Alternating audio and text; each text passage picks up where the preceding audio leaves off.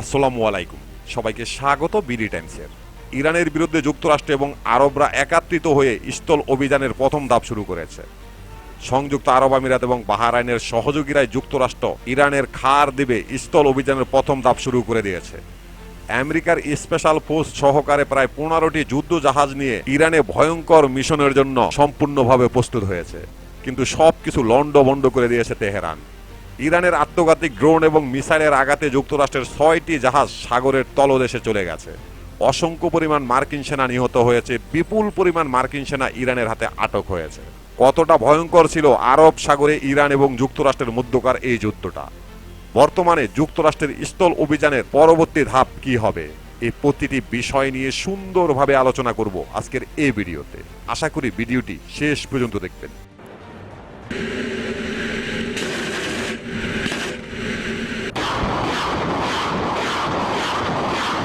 ইতিহাস সাক্ষী দ্বিতীয় বিশ্বযুদ্ধের পর মার্কিন সামরিক প্রভাব আর সক্ষমতাকে বিশ্ব অঙ্গনে দুর্বল, খর্ব ও চ্যালেঞ্জ করতে সবচেয়ে বেশি সফল হয়েছে তেহরান। দ্বিতীয় বিশ্বযুদ্ধের পর অসংখ্য পরিমাণ দেশের সাথে যুদ্ধ হয়েছে যুক্তরাষ্ট্রের, কিন্তু ইরানের মতো আর কোনো দেশই এই ক্ষেত্রে এত বেশি সফল হয়নি। ইরানের এই সাফল্য পশ্চিম এশিয়াতে শক্তির এক নতুন ভারসাম্য সৃষ্টি করেছে ও মার্কিন সামরিক অহংকারকে একদম চুরমার করে দিয়েছে। আর পশ্চিমা সামরিক বিশ্লেষকরাও ইরানের শক্তির ভারসাম্য এই পরিবর্তন আসার বিষয়টি প্রকাশ্যে স্বীকার করে নিয়েছে। মার্কিন প্রেসিডেন্ট ডোনাল্ড ট্রাম্প বারবার আলটিমিডিয়াম এবং হুঁশিয়ারি দিয়েছেন, কিন্তু এই সব কিছু ইরানের বিরুদ্ধে বাস্তবায়ন করতে গিয়ে ওয়াশিংটন বারবার মারাত্মকভাবে চট আঘাত খেয়েছেন। ইরানও ওয়াশিংটনের সামরিক হুমকিগুলোর মোকাবেলায় পাল্টা নানা কার্যক্রম পদক্ষেপ নিয়েছেন।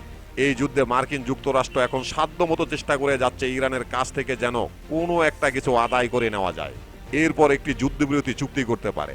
আর সেই ধারাবাহিকতায় ইরানের কিছু অংশে এই স্থল অভিযান পরিচালনা ছাড়া ওয়াশিংটনের আর কোনো বিকল্প নেই।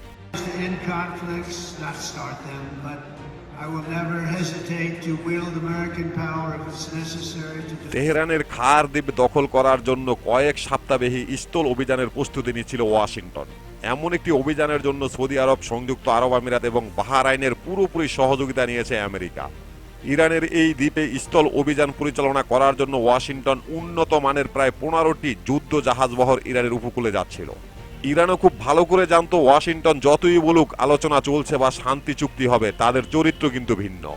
ইরান সম্পূর্ণভাবে প্রস্তুত ছিল যুক্তরাষ্ট্রকে মোকাবেলা করার জন্য।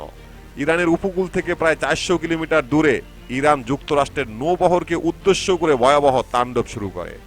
একদিকে ইরানের আত্মঘাতী কামিকাজি ড্রোন, অপরদিকে নিজেদের প্রযুক্তিতে তৈরি করা উন্নত মানের ক্রুজ এবং ব্যালিস্টিক ক্ষেপণাস্ত্রের আঘাত।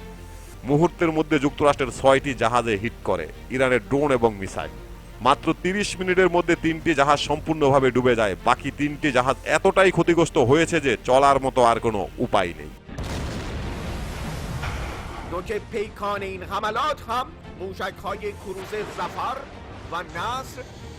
এর পরপরই ইরানের খাদাম আল আম্বিয়ার ওয়েবসাইট থেকে বিবৃতি দেয় ইরানের আইআরজিসি। ইরানের পক্ষ থেকে ঘোষণা দেওয়া হয় যুক্তরাষ্ট্রের 6টি শক্তিশালী যুদ্ধ জাহাজ ইরান সাগরের তলদেশে পাঠিয়ে দিয়েছে। ইরানের ইসলামী বিপ্লবী গার্ড বাহিনীর এই হামলাটা এতই ভয়াবহ ছিল যে ধারণা করা হয় 2 থেকে 300 মার্কিন সেনা নিহত হয়েছে। এর পরপরে ইরানের ওয়েবসাইটে একটি ভিডিও প্রকাশ করা হয়, যেখানে দেখা যায় অসংখ্য পরিমাণ মার্কিন সেনাকে বন্দী করেছে ইরানের আইআরজিসি। তবে ইরানের এই বিবৃতি এবং দাবি সম্পর্কে যুক্তরাষ্ট্র এখন পর্যন্ত কোনো মন্তব্য করেনি। তারা ইরানের এই দাবির পক্ষও কিছু বলেনি, বিপক্ষ কোনো বিবৃতি দেয়নি। তবে যুক্তরাষ্ট্রের পক্ষ থেকে মার্কিন সেনা বন্দির দাবিটি অস্বীকার করেছে।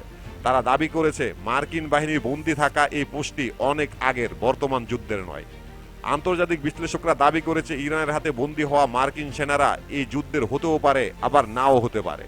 ইরান এমন ভিডিও প্রকাশ করার মানে হলো মার্কিন সেনাদের মধ্যে ভয় ধরিয়ে দিতে চায় তেহরান।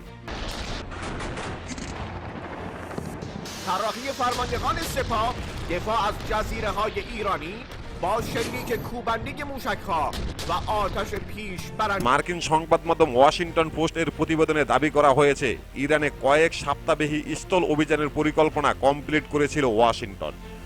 বিশেষ অভিযানে নিয়োজিত বাহিনী ও প্রচালিত পদাতিক সেনাদের সমন্বয়ে এই অভিযান পরিচালনার পরিকল্পনা হাতে নিয়েছিল ওয়াশিংটন। কিন্তু আরব সাগরে ইরান যে মার্কিন জাহাজে হামলা চালিয়েছে সেই জাহাজগুলো যুক্তরাষ্ট্রের স্থল অভিযানের অংশ কিনা তা এখনো জানা যায়নি।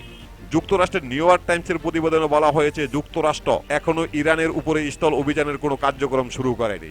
যুক্তরাষ্ট্র যে ইরানের সাথে স্থল যুদ্ধের পরিকল্পনা নিয়েছে সেই টিম এখনো আমেরিকাতে রয়েছে এবং কিছু উত্তর কোরিয়াতে এবং কিছু জাপানে। তবে এই টিমের কিছু অংশ অলরেডি মধ্যপ্রাচ্যে রয়েছে, বাহরাইন, সৌদি আরব এবং সংযুক্ত আরব আমিরাতে। ইরান যে যুক্তরাষ্ট্রের জাহাজ বহরে হামলা করেছে সেখানে 3টি জাহাজ ক্ষতিগ্রস্ত হয়েছে, কিছু সেনা হতাহত হয়েছে, কিন্তু এই জাহাজ বহর স্থল অভিযানের অংশ নয় বলে যুক্তরাষ্ট্রের পক্ষ থেকে জানানো হয়েছে।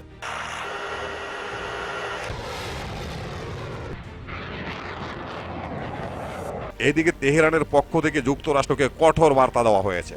তাদের প্রতিবেদনে বলা হয়েছে ওয়েলকাম টু হেল, যেখানে বলা হয়েছে কোনো মার্কিন সেনা ইরানের মাটিতে প্রবেশ করলে সে আর জীবিত ফিরে যাবে না, বরং ফিরবে কপিনে। ইরান যুদ্ধ প্রেক্ষাপটে ইতিমধ্যে মধ্যপ্রাচ্যে অতিরিক্ত মার্কিন সেনা মোতায়েন করা হয়েছে। এর মধ্যে মেরিন বাহিনীর সদস্যদের পাশাপাশি যুক্তরাষ্ট্রের 82তম এয়ারবোন ডিভিশনের কয়েক হাজার সৈন্য ওই অঞ্চলে পৌঁছেছে। আরও নতুন সৈন্য মোতায়েন করা হবে বলে ওয়াশিংটনের পক্ষ থেকে বলা হয়েছে। আর এই সব কিছু খুব নিবিড়ভাবে পর্যবেক্ষণ করছে ইরানের আইআরজিসি। এছাড়াও চীন এবং রাশিয়ার সহযোগিতায় স্যাটেলাইটের মাধ্যমে আরও সুন্দরভাবে যুক্তরাষ্ট্রের গতিবিধি সম্পূর্ণভাবে পর্যবেক্ষণ করে যাচ্ছে ইরানের ইসলামী বিপ্লবী গার্ড বাহিনী। বিশ্লেষকদের মতো স্থল অভিযানের আগে এমন পাল্টাপাল্টি হুঁশিয়ারি পরিস্থিতি আরও জটিল থেকে জটিল করে তুলছে এবং বড় ধরনের সংঘাতের আশঙ্কা বাড়ছে। মনে করা হচ্ছে পুরো মধ্যপ্রাচ্যের অঞ্চলটা খুব অচিরে ধ্বংসস্তূপে পরিণত হবে।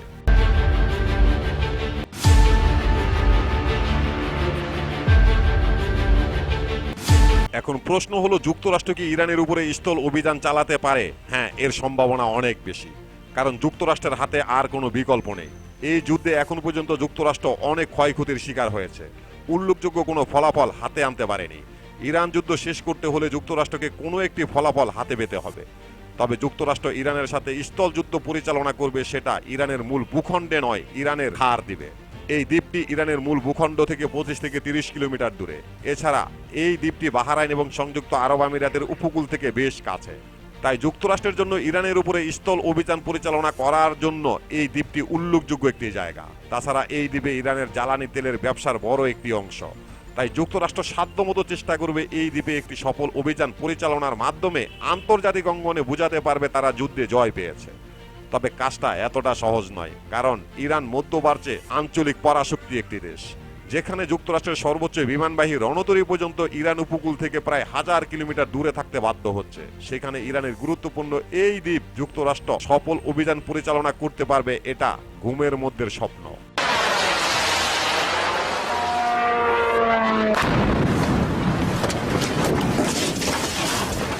এখন প্রশ্ন হলো, ইরান কি করবে? ইরান খুব ভালোভাবে জানে যুক্তরাষ্ট্র যদি ইরানের উপরে স্থল অভিযান পরিচালনা করে তাহলে সেই অভিযানটা হবে ইরানের গুরুত্বপূর্ণ এই খার দ্বীপে। ইরানও তাদের এই দ্বীপকে রক্ষা করার জন্য সম্পূর্ণভাবে প্রস্তুত রয়েছে। এই যুদ্ধে ইরান এখন পর্যন্ত তাদের সাবমেরিন বহর প্রকাশ্যে আনেনি। ইরানের সামরিক বাহিনীতে প্রায় 30টির মতো ছোট বড় অসংখ্য শক্তিশালী সাবমেরিন রয়েছে। আর এই সবগুলো সাবমেরিন খুব সহজে কাউকে ইরান উপকূলে আসতে দিবে না, এটা নিশ্চিত।